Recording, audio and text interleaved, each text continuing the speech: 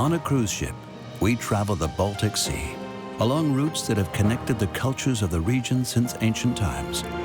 A journey of discovery in the extraordinary light of a short Nordic summer.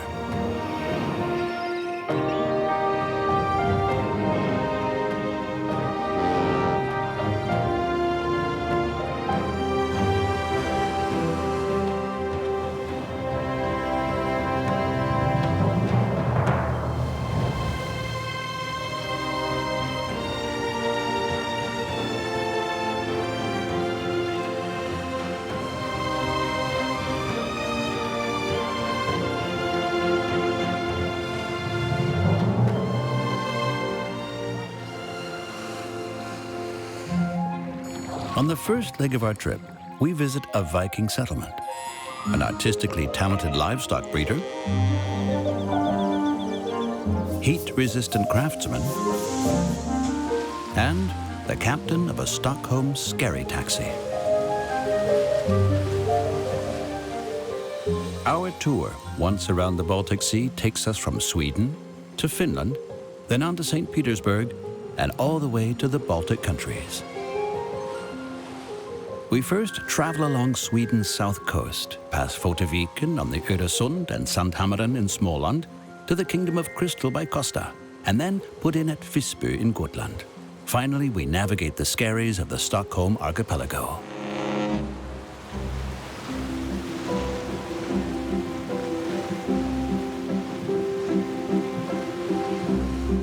Almost 300 meters long and 36 meters wide. With a good 3,000 people on board, this huge vessel is like a floating hotel complex that guests can only leave at ports of call for short excursions, or shore leave in naval jargon. On a pleasure cruise, visits to destinations on the route are usually limited to 2 days at most. The ship puts into port in the morning and stays until late afternoon, setting course for the next region during the night. The typical cruise offers a tour of 6 to 10 days. On its Baltic Sea route, the big tub covers around 2,300 nautical miles, a good 4,100 kilometers. While aboard ship, the breakfast bustle is in full throttle and everyone looks forward to an exciting excursion. On land, the day has long since begun.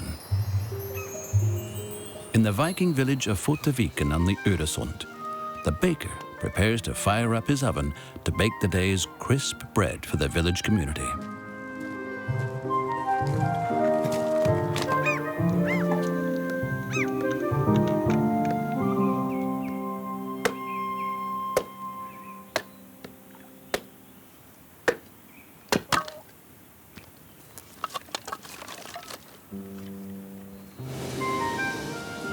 In the Kingdom of Crystal, another tour destination, the early shift at the glassworks is also already well underway, producing the coveted artisan wares.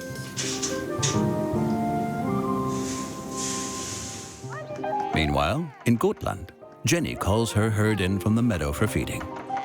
After their first birthday, the sheep are given a name, according to successive letters of the alphabet. This year's was the J flock, Jolin, Jannica, Jule, Jödet, Jutte. But Jenny still relies mainly on beating her bucket to round up the flock in the morning. I can't call each one to come by name. This way I call all the lambs and the whole herd comes running.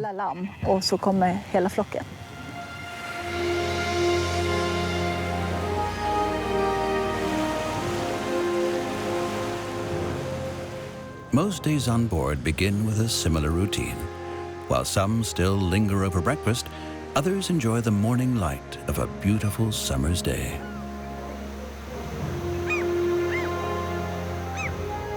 They read the morning paper, sent over by post. Or keep a lookout as the ship approaches the shoreline. Viking near Malmö. Here on the Öresund, a battle took place in 1134 between the Danish king Niels and an insurgent, Erik Immune. The confrontation was also waterborne, and several boats went down in the clash. För 35 år sedan. 35 years ago, we discovered the first Viking ship off Viking out there. And that really piques your curiosity.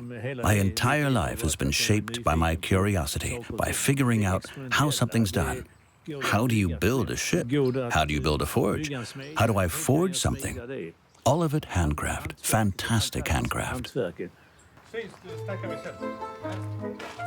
But nowadays, Björn Butler Jakobsen no longer does manual labor.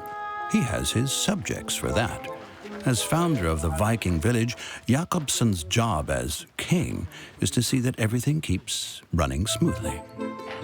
When he and others salvaged 5 Viking vessels here 30 years back, a museum village was born, where he and a group of enthusiasts have spent every summer since reviving the daily life of their ancestors. Tending vegetable gardens, working in the forge, weaving and baking bread.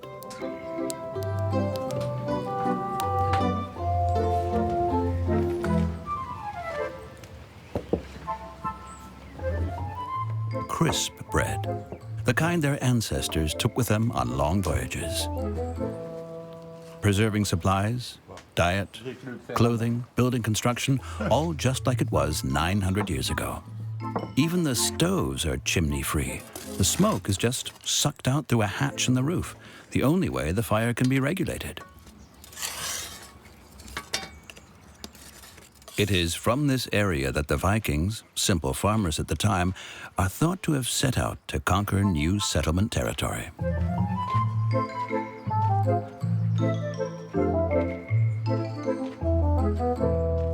Den äldste sonen fick allt. The eldest son inherited everything.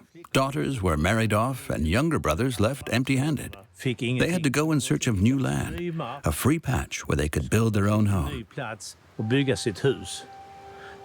But suddenly there was no land left. All of it had been claimed. But then, groups of disaffected youth hatched the plan of building a ship and sailing off to find new terrain elsewhere. That's how the Vikings started to stake out territories in Europe, on ships with sails as well as oars. So instead of just rowing, the young Vikings used a cutting-edge innovation: woolen sails impregnated with animal fat. The present-day villagers have built a ship based on the old Viking model and have taken it on extended journeys. As long as the ship stays in the water, the wood remains stable. The planks won't shrink. Hela vikingatiden är ju oerhört spännande. The whole Viking age is incredibly fascinating because it all started with the art of sailmaking. And to be able to make sails, you need a lot of wool. Only then could we manufacture the sails and then sail away. Before that time, people basically just paddled along the coastline in their rowboats. Med sina farkoster längs kusterna etc. It was mainly young Vikings who took off in their little boats to seek their fortune in the Baltic region, or the swamplands of what would later be St. Petersburg. From there, they traveled along river routes all the way to the Black Sea. But here it's not so much about scientifically researching the ancestral achievements. It's really all about actually experiencing Viking daily life as authentically as possible. The villagers try to taste and feel how their Swedish ancestors ate, slept, worked, and lived. Life today in the museum village, a journey in time. Emotionally, too. Alltså, att komma hit en tidig morgon. Well, to come out here in the early morning, when the morning frost is still in the air, or a bit of fog, it feels like you're stepping right back into history. Or just to sit here, like right now, watching the sunrise or sunset, a fantastic view. Yes, moments like that give me goosebumps for sure. Gåshud, alltså, helt klart. A few kilometers on, some strange rocks are the subject of passionate speculation. Giant, standing stones. A burial grounds, some assert. A solar calendar, say others. Some people are convinced it's a legendary site and come to investigate this special energy. They report that sensitive animals refuse to set foot in the open center space.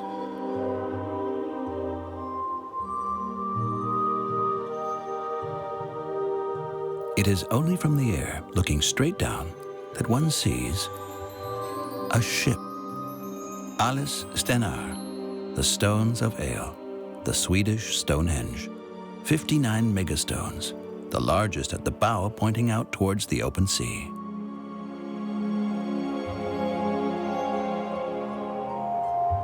The Baltic Sea, now 37 meters lower than the ship, must have come right up to where it rests at the time it was built, eye level with the figure of the vessel putting out to sea.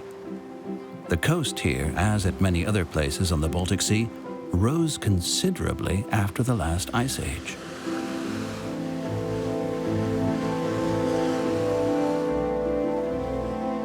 Back on the cruise ship, we continue on along the coast of southern Sweden. On travel days, when the ship crosses the open sea during the daytime instead of at night, the deck is transformed into an open-air fitness studio.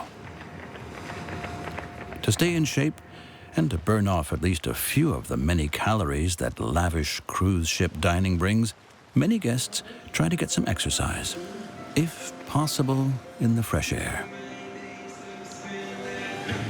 Cycling with a sea view, for example.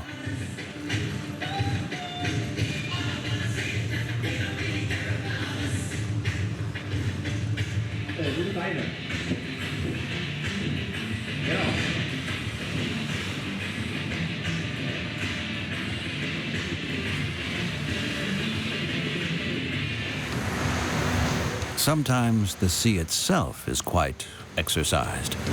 At a wind force of 7 upwards, Baltic Sea waves can tower to over 5 meters. Real monster breakers.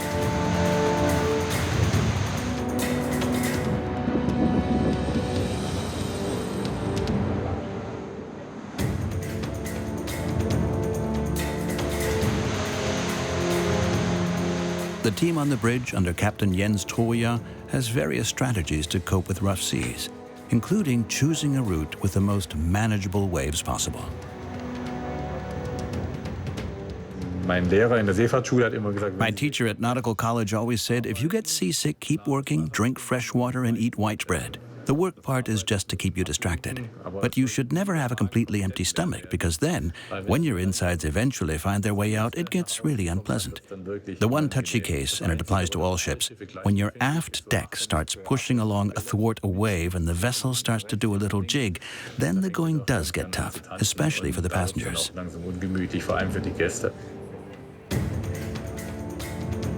At times like this, the bar trade slows right down, with a sharp increase in tea orders. Some chew anti-nausea gum, others wear acupressure armbands. And a modern cruise ship deploys all the advanced technology at its disposal. In stormy weather, the ship's stabilizers are extended below the water's surface. When we do hit rough seas, they only help to counteract rolling the sideways tilt of the ship, but they have no effect on pitching when the ship dips headlong into the wave. Basically, they work like the air deflectors on an aircraft, the brake flaps, always counteracting what the wave does to the ship, so the rolling motion is equalized by the angle of the flaps. These technological helpers are actually very effective, but when the rolling starts in earnest, they're only really meant to soften the blow. And I can't calm the rough seas. Unfortunately not. Does the captain sometimes get seasick? I have colleagues who do, but I must say, thanks to my submarine training, where all of that was a bit more intense, I've never been seasick, and I won't start now.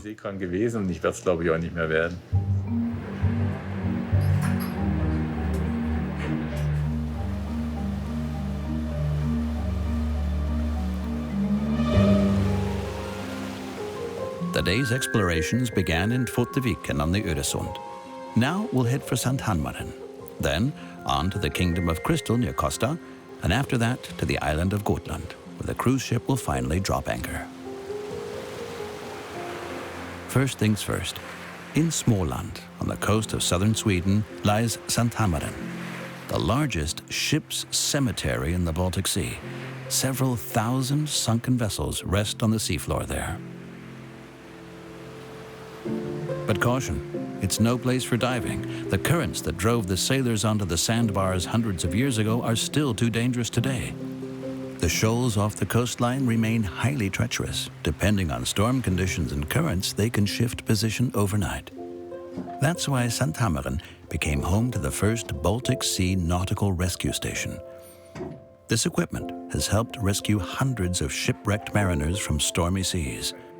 A mini missile was used to shoot a rope over to the boat stranded on the sandbar. This rescue line could then be fastened to the mast. Margareta Nyregård demonstrates. Allt som skulle ut på Everything needed out there on the beach for a rescue mission, that's all here. Här är då ett långt rep. Man behövde A long rope. It took 300 meters to get this seat out to the boat out there in the water. Och detta plus And this toe here det här linan här was attached to a sort of block, ska ut och ett block like the one over there, skulle ut till and was then guided out to the boat. So you had something like a cable car to get everyone off the ship. För att få ut alla saker som behövdes. Jo, det är en farlig plats. This is a perilous spot for seafaring because the coastline is tricky here in our neck of the woods. Currents that suddenly change direction, constantly changing winds. And then the 3 sandbars that run alongside the coast, especially hazardous for sailboats that run aground here. If you get stuck on the outermost sandbar, it's very difficult to work your way free again. Instead, you then start drifting towards land where vessels then get trapped in the waves. Man driver in mot land istället så att båtarna fastnar här. Despite all the still present perils, this beach is now considered a dreamy destination, popular with vacationers and locals alike for its summery climate and the highest water temperatures in all of Sweden. Once upon a time, beacon fires on the Sandhammaren shore served ships as a landmark. But pirates, specialized in flotsam and jetsam, lit decoy fires that often lured the ships into the dangerous shoals instead. There, the buccaneers plundered the vulnerable shipwrecked vessels. In the 17th century, the king ordered the oak forest there cleared, removing the thieves' preferred hideout. But without trees, the coast became a sandy desert. Not until later did the people of Sandhammaren build their lighthouse. The pirates disappeared, and the forest recovered. And the sand would turn out to be a blessing for the Smålanders. Sand, silicate, is after all a key raw material for the glass industry. About 100 kilometers further along our route, Sweden's crater. After the last ice age, the entire region here sank and now lies almost 2.5 meters below sea level. Just a few minutes' drive away, Kugakul. Here, too, the Ice Age has left its traces. A conspicuously large number of glacial erratics pepper the landscape. Huge boulders that often traveled hundreds of kilometers on the migrating glaciers, and when the kilometers-thick ice layer melted, they simply remained behind.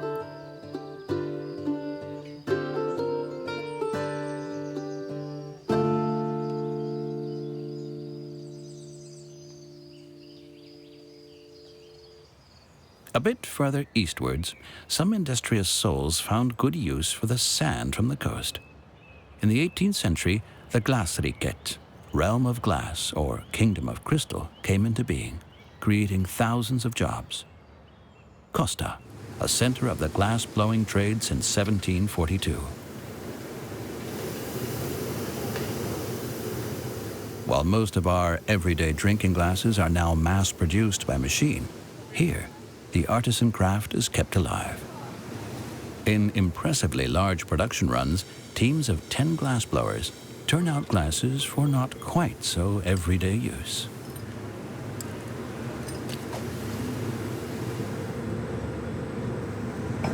Certain glassblowers, such as Ulf Gunnar Persson, also make unique pieces, art.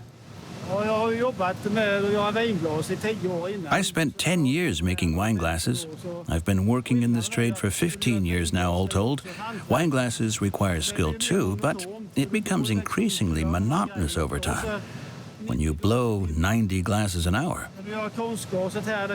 When you make art, you produce maybe one piece an hour. It takes much more time and is more labor-intensive, but more inspiring.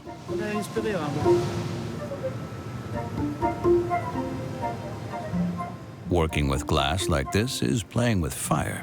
Despite his experience, Ulf Gunnar often burns his fingers, almost daily, he says. But you can't be too wimpy about it. As a small boy, he dreamt of being a fireman, even though it was pretty much always clear what he'd be when he grew up. It's a long-standing family tradition. I was raised in a glassworks, so to speak. My father was a glassblower, and my grandfather. I've been around this work from the start, and then I started working here right after finishing school.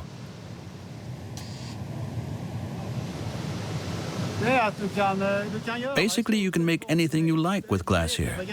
Your personal limitations are the only constraint. You can make anything.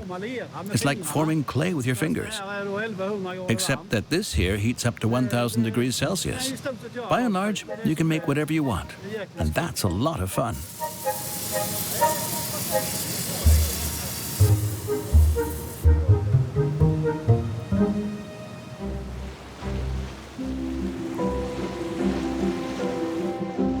Back on board, off the coast of southern Sweden. The cruise phenomenon is barely 130 years old. To redress poor winter occupancy rates, shipping companies decided to send their transatlantic steamers on leisure trips to warmer destinations. Italy, the Orient. Instead of transportation, pleasure cruise. Back then, 241 passengers could travel, say, on the Augusta Victoria for about 2,000 gold marks per person. Double an average working class annual income. A crew of 245 was on hand to keep the customers satisfied. Half of them worked under deck as stokers in the boiler room. This cruise ship, built in 2015, can house almost 10 times as many passengers. More than 2,000. A crew of 1,000 is on board to look after them. The kitchen staff alone numbers 200.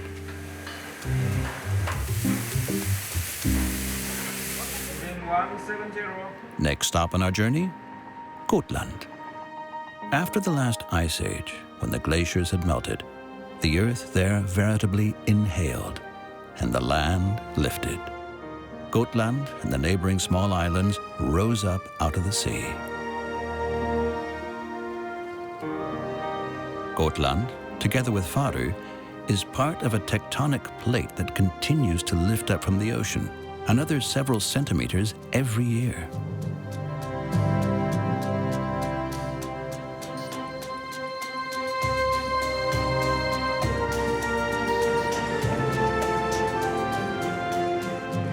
In the meantime, our ship was approaching the island.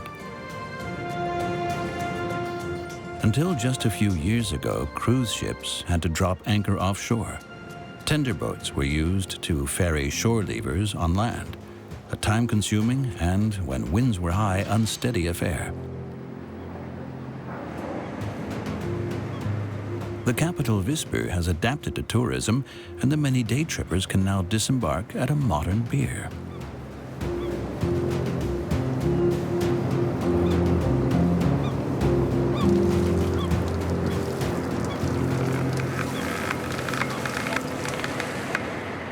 Big cruise liners are now a constant feature of the medieval city. 1,000 years ago, with the Crusades making the caravan roads between the Orient and Europe too dangerous, the trade routes moved to the water, including the rivers of Eastern Europe and the Baltic Sea. Visby became a reputable marketplace for international goods trading. Already a key port city in Viking days, under the Hanseatic League, it became a hub of the Baltic Sea region. Leading merchants from neighboring countries set up harborside operations here.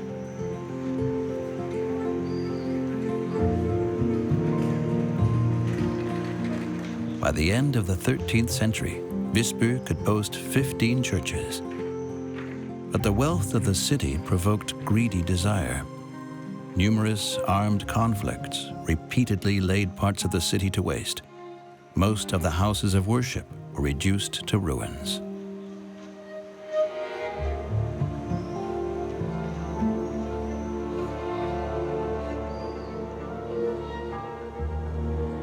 Wars, trade, and seafaring took the men of Gotland off to far-flung places, with consequences for the island. Women increasingly picked up the slack in the business world, managing trading companies and working as craftswomen, bakers, and beer brewers.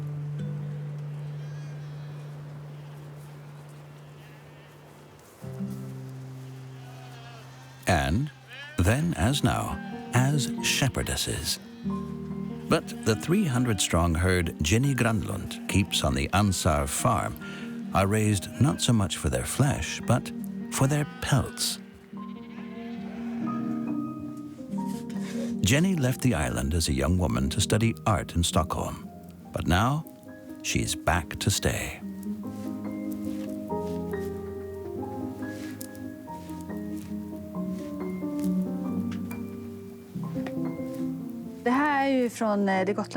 This wool is from Gotland pelt sheep. We're known for these sheep throughout the entire world. Incredibly high quality, the curls here. The sheepskin pelt has a magical shine and a wide range of uses. Most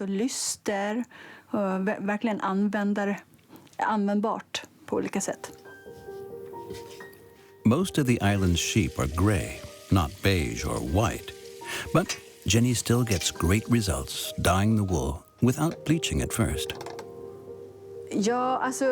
Yes, I have to say, I'm really in love with this gray wool because it allows for a unique depth of color, a very special, rich color spectrum. And so gray becomes intensive green, for example. From the wool, Jenny spins weaving and knitting yarn with a spinning wheel she inherited from her grandmother. Jenny is all about handcraft.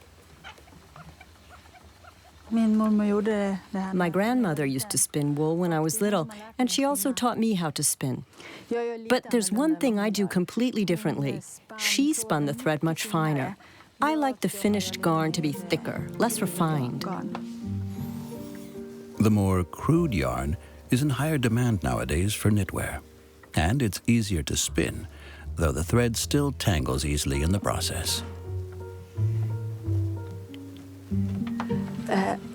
Wool, I believe, is in our marrow. It's part of our history. We've lived with wool for so long. Going back 50,000 years in time, I think that's rooted deep in our genes.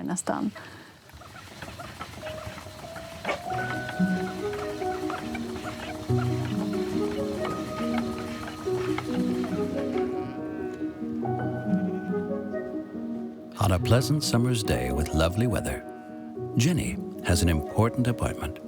She's been preparing it for weeks. She chooses the most beautiful beasts in her herd to bring before a panel of judges who will decide if they can be admitted to a key fall auction for breeding livestock. That could be an additional source of income. It's all very suspenseful because it could turn out that I've chosen the wrong lambs, and then everyone else will see. Because all the farmers and other shepherds get the inspection results. Then everyone knows if you have good or bad lambs, so it could have an unpleasant outcome. Suspenseful.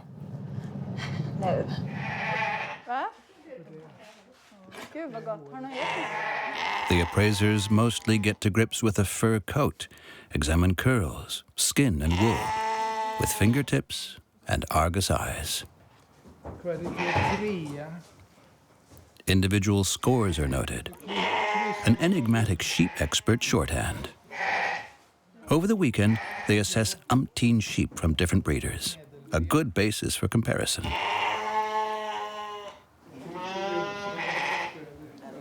And what does that mean for Jenny?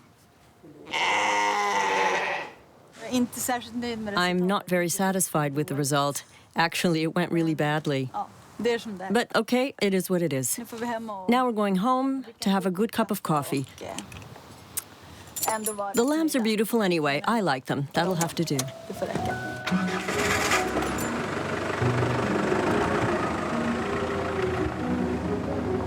Jenny's not one to be so easily defeated.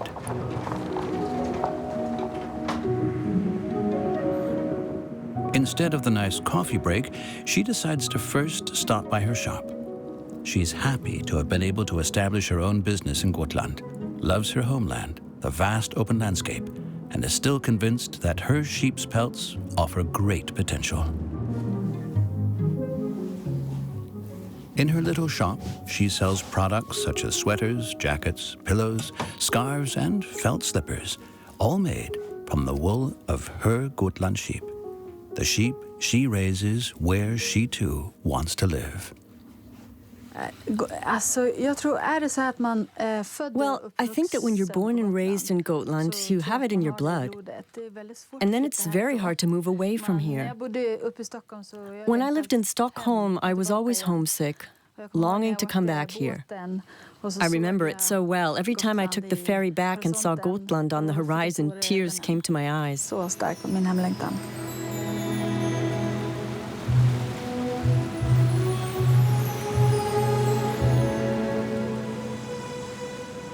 Gotland has an offshore satellite, the much smaller island Faroe. Only a narrow strip of sea separates it from Gotland. Ferries offer regular service between the two, free of charge.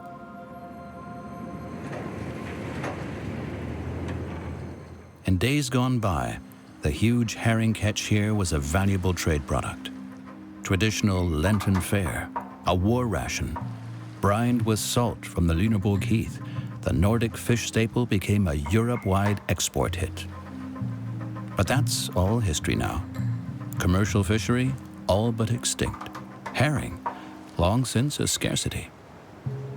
But the fishermen's cottages remain untouched. Historical preservation law prohibits any changes, not even to the faded curtains behind the now dull windows. No-nonsense conservation. Go fishing here today, and you're more likely to catch cod than herring.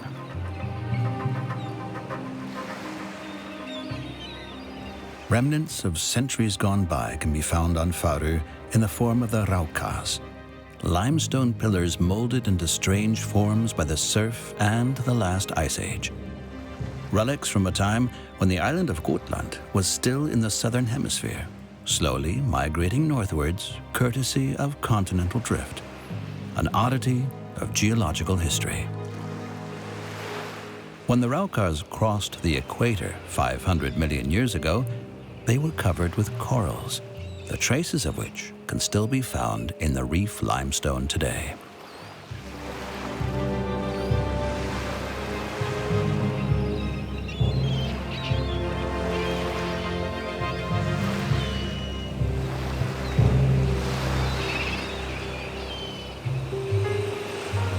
Today we've gone from Viking through Småland to the Crystal Kingdom by Costa, then to Gotland and Faroe.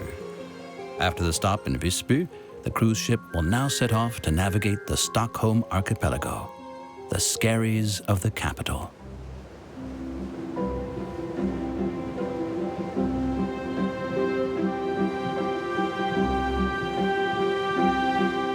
"5 o'clock in the morning on the bridge.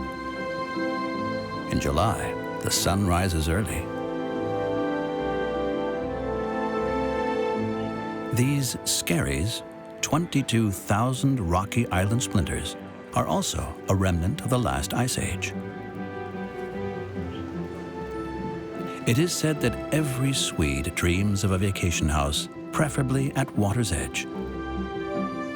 And 1 in 5 actually does own such a sommarstuga, usually simple and remote.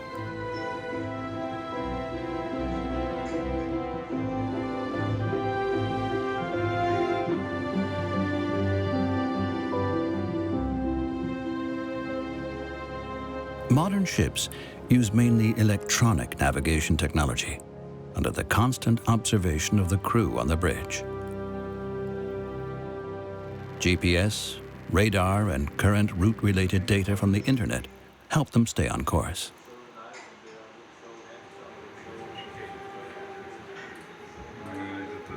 But when the cruise liner nears a tight spot, manual navigation is still the trusted method of choice.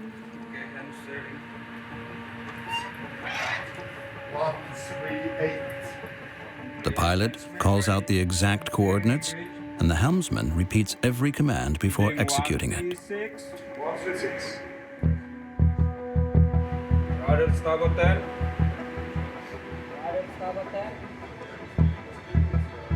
At the Oxdjupet Narrows, the Ox Trough, the fairway is just 180 meters wide. Starboard and port side alike, there's no room for mistakes.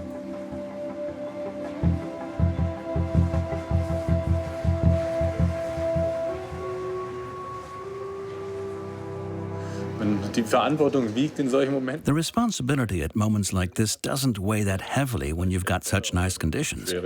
It's more difficult in bad weather or when seas are rough. Then you do notice the extra pressure, the responsibility it puts on you. But today, with 2 professional pilots here, everything's a bit easier than usual.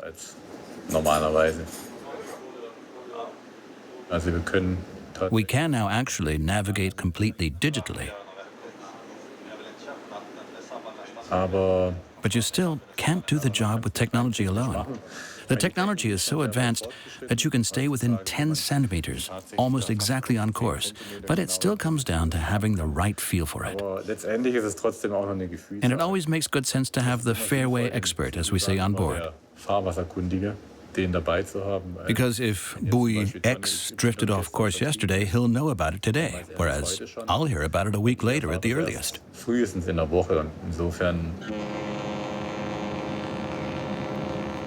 Steel drum buoys aid orientation. If they're displaced by a storm, navigation is that much more difficult. Obviously, it's better to be forewarned.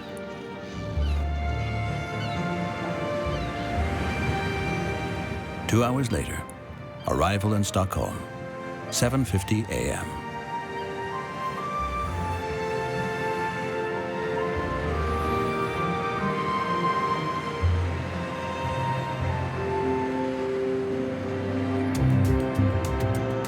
Stockholm, the capital of Sweden.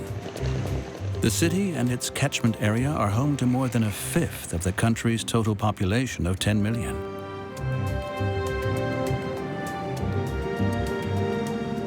Those who've slept through the early morning passage through the Skerries can use the day's shore leave to see the city and experience the archipelago from the water. For example, on a rib boat excursion.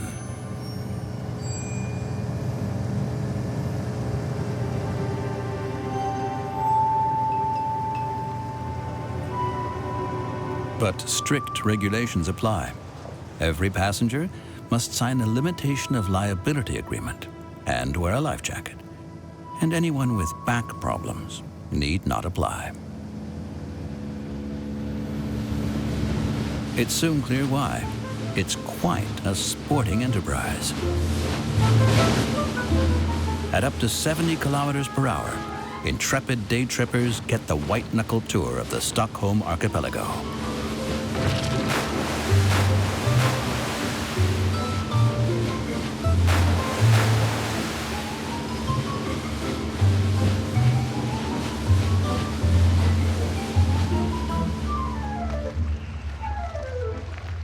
Sweden is known as a country without fences.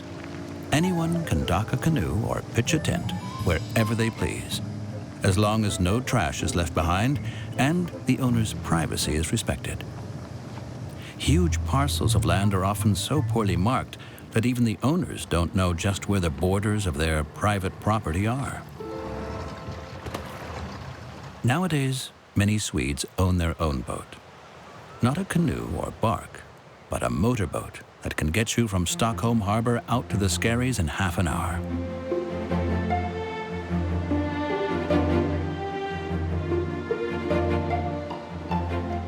But if you don't have your own boat, no worries. You can have yourself chauffeured home in a water taxi.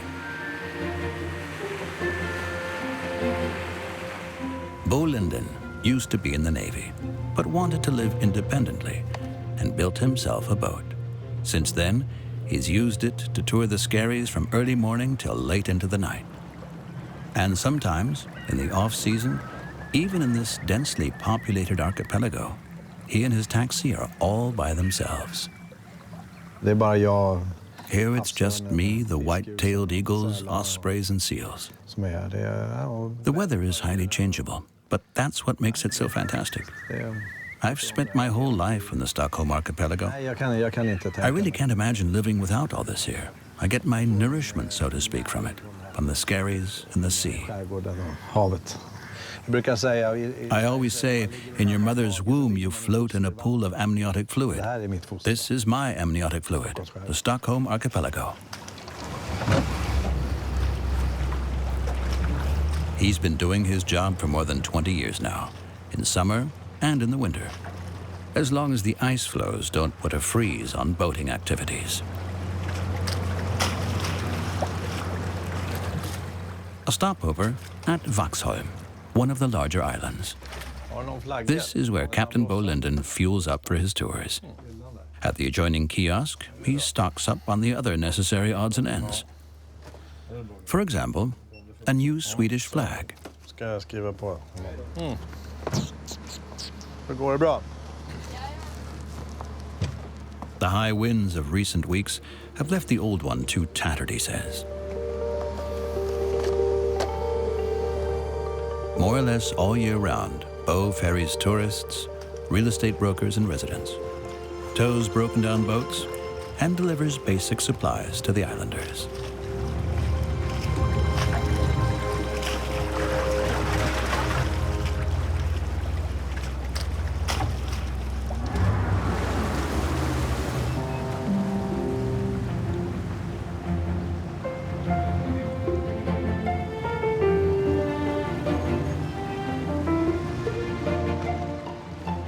Very few people still live in the archipelago year-round. Some come here after a hard day's work in the city just for a restful night, or for the weekend, and of course, for the long vacation.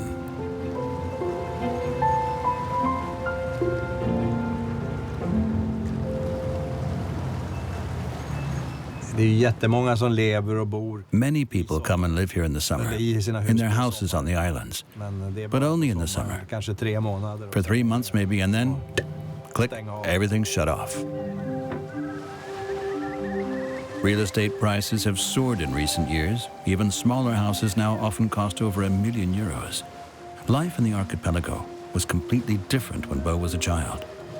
Det som har förändrats. The archipelago has changed. It's more dead here now.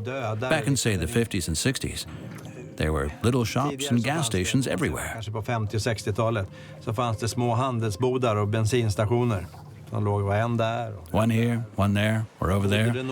And many families lived here.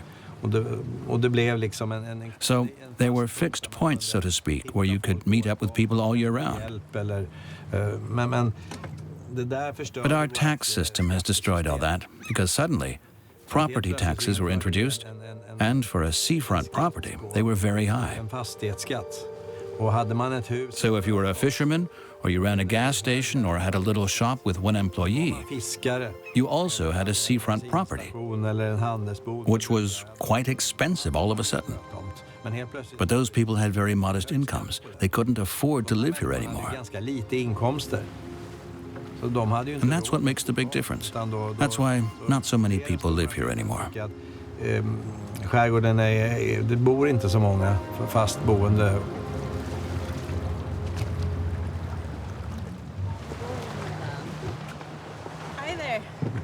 This gardening team had brought their tools and machines over to get a seafront property ready for viewing. Now they're heading back to the mainland.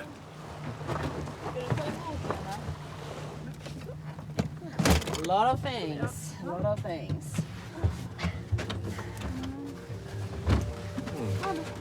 Real estate agents and prospective buyers are part of Bo's customer base. Assisting with sea burials used to be a regular source of income, but not so much anymore, due to stricter legislation.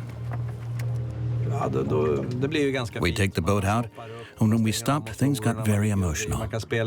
We'd cut the engine, there'd be a bit of music, someone would say a few words, and then the ashes were strewn in the water.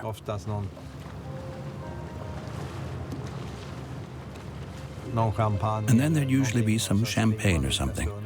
And then we just take a moment and let ourselves drift along. And some flowers would be scattered around the boat and people would talk to each other, maybe. For many families, it was a very nice ceremony.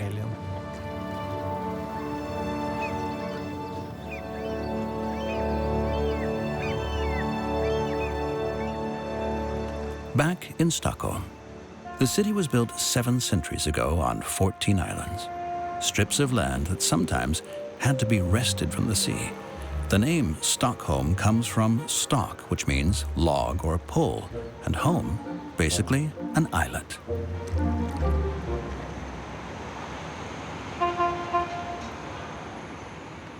Nowadays, Greater Stockholm is home to well over 2 million people.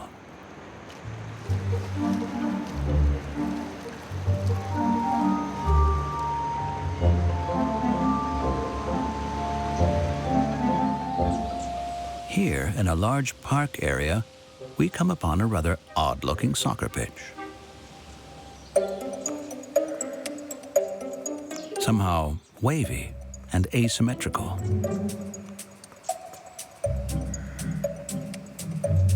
This dribbler here is one of the creators of this mogul field, artist Johan Strom. The former Swedish fencing champion also knows how to handle a ball, with no opponent in this case. On a quiet Sunday morning, the neighboring schools are closed. Otherwise, this place would be a hive of activity. This is a film shot some time ago that shows how the park is used, how much it's used. It's often full of young people who come here spontaneously and use the field, play, and have fun. Seeing that warms my heart. The idea was to make a soccer field that would be more of a game of life playing field, because the ball never goes in the direction you want. The two halves of the bridge are not of equal size. Life is simply an unfair game, and not everyone can become a soccer star like Zlatan. Johan Strom likes designing playgrounds best. He built this one, featuring his fruit sculptures when he was a young father, 20 years ago.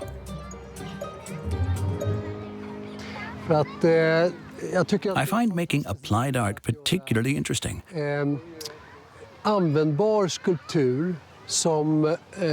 Art that people appreciate because they can use it, because it's interactive. In his studio, Johan has developed objects that light up.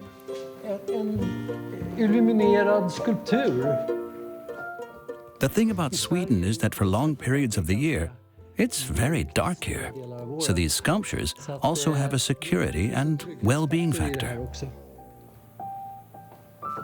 Johan's area of expertise is art for public spaces. He and a colleague are now busy designing a playground for the Swedish House of History, time machine that will enable children to experience the past. Here there are several mirrors made of polished steel, and they result in a mirroring effect that allows you to reflect yourself infinitely forwards or backwards in time. And then you climb further along here and you come to a megaphone. We still don't have all the kinks worked out. We'll offer a journey in time that allows you to stroll past the facades of the individual centuries to finally end up in this building, which you will enter by sliding down a slide. som kommer att bli en rutschkana ner. A slide into Sweden's present. Or into the future. Sweden is on the move.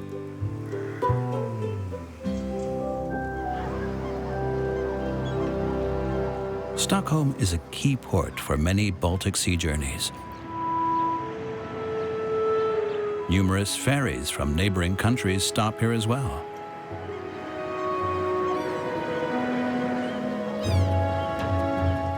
The first leg of our journey through the Baltic Sea region draws to a close. Time to cast off and head for Finland. That's the trouble with cruises. There's so little time to see the sights before you have to say farewell again.